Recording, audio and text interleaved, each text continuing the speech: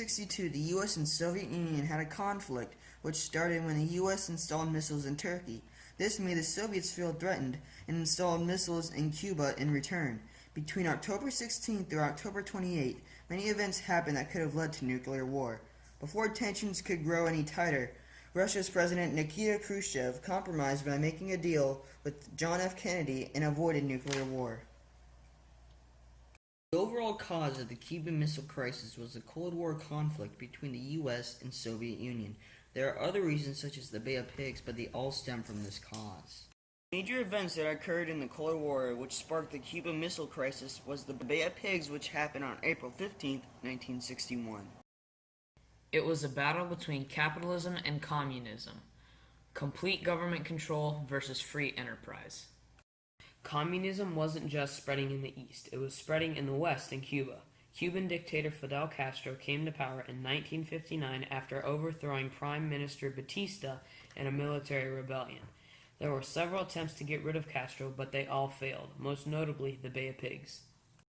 The first mishap of the Bay of Pigs occurred on April 15, 1961, when 8 bombers left Nicaragua to bomb Cuban airfields. The CIA had used obsolete World War II B-26 bombers and painted them to look like Cuban Air Force planes. The bombers missed many of their targets and left most of Castro's Air Force intact. As news broke of the attack, photos of repainted U.S. planes became public and revealed American support for the invasion. President Kennedy had to cancel a second airstrike. On April 17th, the Cuban exile invasion force known as Brigade 2506 landed at beaches along the Bay of Pigs and immediately came under heavy fire. Cuban planes strafed the invaders, sank 2 escort ships, and destroyed half of the exiles' air support. Bad weather hampered the ground force, which had to work with soggy equipment and insufficient ammunition. The Berlin Wall began on August 13, 1961. The communist government of the German Democratic Republic, GDR, began to build a barbed wire and concrete anti-fascist bulwark between East and West Berlin. The official purpose of this Berlin Wall was to keep Western fascists from entering East Germany and undermining the socialist state, but it primarily served the objective of stemming mass defections from East to West. The Berlin Wall stood until November 9, 1989. We got to interview Jim Moore, who is stationed at Mountain Home Air Force Base in Idaho, which housed numerous bombers and tankers during the time of the crisis. They were on high alert. We were very fortunate to get this interview.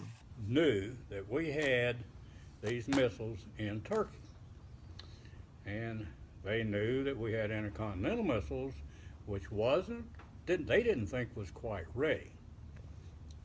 So anyway, they decided that since we had these short-range missiles in Turkey, they would put some short-range missiles in Cuba.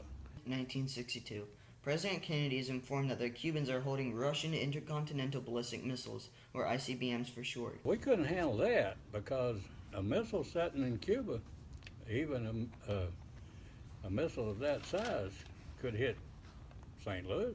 He was shown pictures that were taken the day before by a U-2 spy plane that flew over the Cuban bill site.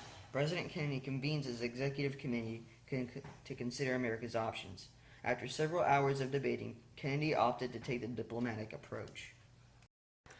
On Thursday, October 18th, President John F. Kennedy met with Soviet Foreign Minister Andrei Gromyko and advised him that America will not stand Soviet missiles in Cuba. Gromyko denies any Soviet weaponry in Cuba. That statement also was false.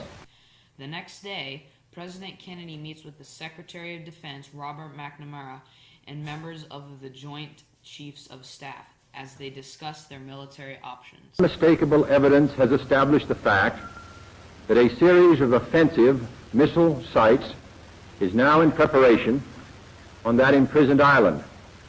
The purpose of these bases can be none other than to provide a nuclear strike capability against the Western Hemisphere. Sunday, October 21st, after several more days of discussion, President Kennedy decides on naval blockade of Cuba. To halt this offensive buildup, a strict quarantine on all offensive military equipment under shipment to Cuba is being initiated. Blockade was used to block Russian freighters from entering and resupplying Cuba. Also got to interview Ivan Jocelyn, who is a naval commander at the time of the crisis. Them putting any live missiles down there and missile launchers in Havana, and the United States had told the Soviet Union, don't you send any more of those components down there to Havana, because if you send missile components and we know that they go on board, we're going to sink the ship that has it. Have set up they didn't call it a blockade, because a blockade is an act of war. They called it a quarantine. Thursday, October 25th, several more days in getting support from the OAS to quarantine Cuba, the U.S. Ambassador Adlai Stevenson confronts the Soviets at the UN, but they refuse to answer, where Stevenson then gives his most famous quote. I'm prepared to wait for my answer until hell freezes over, if that's your decision. And I'm also prepared to present the evidence in this room. During a surveillance mission on October 27, Rudolph Anderson was shot down over Cuba in his U-2 spy plane. He was the only man killed in action by enemy fire during the crisis. After his death, President Kennedy awarded him with the Air Force Cross, as well as the Air Force Distinguished Medal, the Purple Heart, and the Chinese Award. October 28th. The crisis comes to a close when Russian Premier Nikita Khrushchev writes a letter to President Kennedy, stating that they will take out all their ICBMs from Cuba if the U.S. takes out all their missiles from Turkey. We put in what they call a medium missile. I don't want to say intercontinental. It wasn't an intercontinental missile. It was a short-range missile, 1,200 miles, something like that. We put them in Turkey.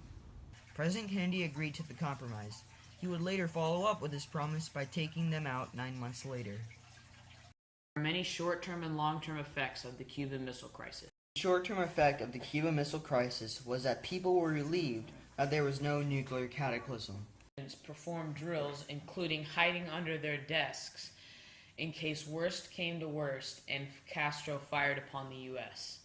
The long-term effect of the Cuban Missile Crisis was the tensions between us and Russia did not change, as the Cold War lasted for almost 3 more decades. We did not trust the Russians during the Cold War, and we still don't trust them till this day. If it did break out, people would have to hide in bunkers such as this one in order to stay alive. On the Cuban Missile Crisis, your personal opinion. I was scared. Okay.